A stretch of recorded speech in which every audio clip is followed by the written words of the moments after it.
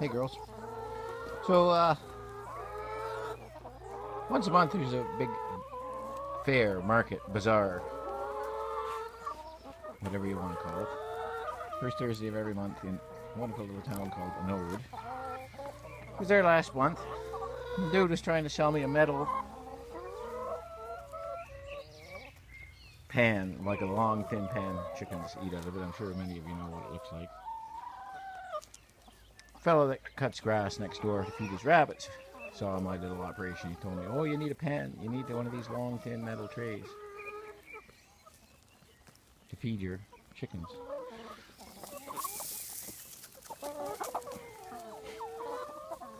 But I don't. Why would I need a metal tray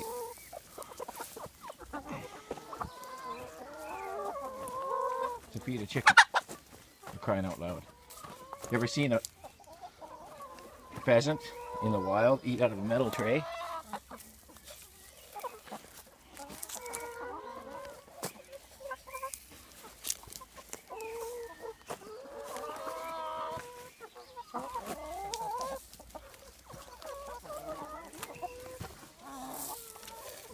Just absolute foolishness. People tell you stuff. You gotta watch what people tell you, because a lot of what they know is just absolute garbage. They're just repeating something they heard or never thought about, or I don't know what it is.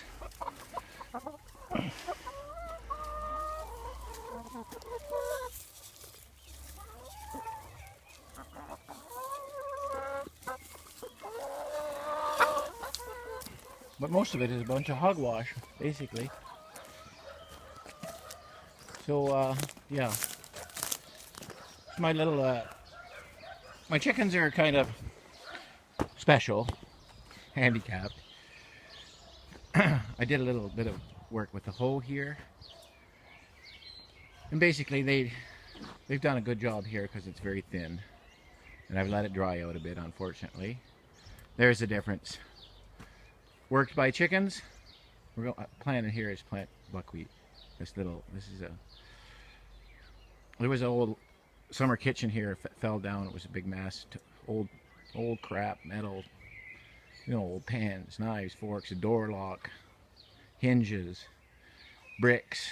It was mud and brick structure, kind of, the roof, and old shoes, just stuff that piles up. So we've done it with minimal equipment. We've leveled this area off and we're improving it. I said I just put about an inch, I would say an inch and a half maybe of basically one horse apple deep is how because this is one of the highest points of our land, and it's a slopey area here. So we don't want to make that more difficult. There is going to be some sort of a terrace effect happening here. You can see we started a little pile of magurite here of stuff we've cleaned out. But I'm just gonna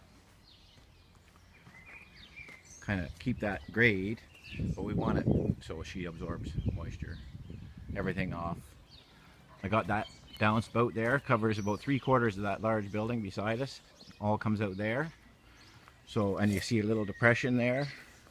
We want the water to lay in there for a while, and then if it spills over, builds up and spills over, it'll spill over into, I'm going to build a dam here of 4 inches of wood chips, which will be a parking lot, and also nut catchment area.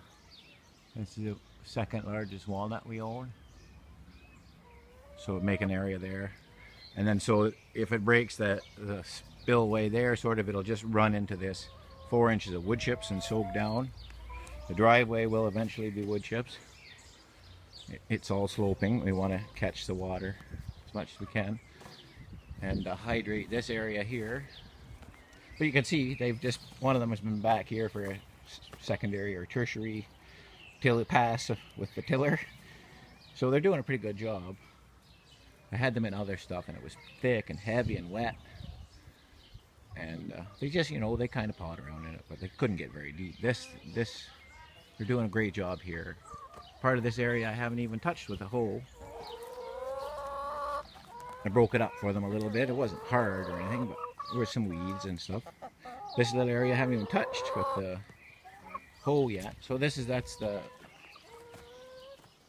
Again, worked by chickens, to be worked, not yet worked, to be worked. But I wish I had a place, the racer, in a different place,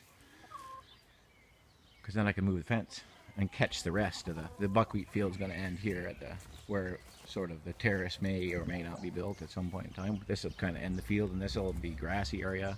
This area is under status. It's under what are we going to do here? What kind of a fence are we going to build? Are we going to make parking there? Are we going to? I'd love to close this ditch in under the guise of making parking, and even put a little sinkhole or something at the bottom, and have a pump, and pump it into this well. She's dry. Like almost every other well this depth in my is dry. 60 years ago, water was brimming over the edges of these things. So we'd work the well in reverse. Grab the water running off the hill, pump it into our well, and instead of the groundwater coming into the well water will go back into the ground. Every time it rains, filler, try and recharge. And what we catch here, what we're doing over the whole property, eventually recharge the groundwater system in this little localized area.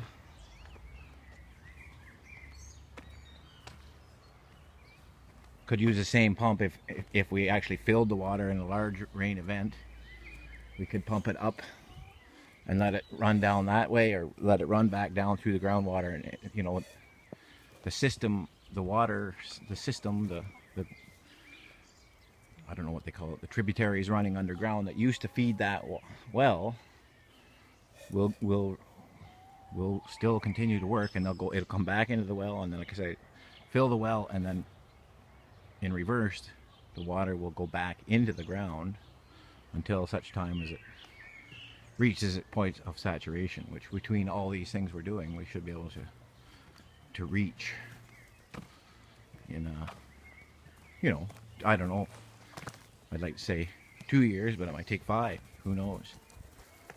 So again, yeah, for those of you considering buying grain troughs that are just going to get rusty, hard. Oh, they've emptied their trough here.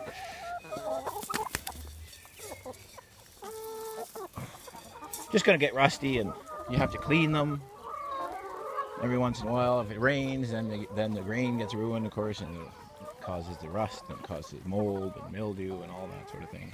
No need for it, folks. Just use your head.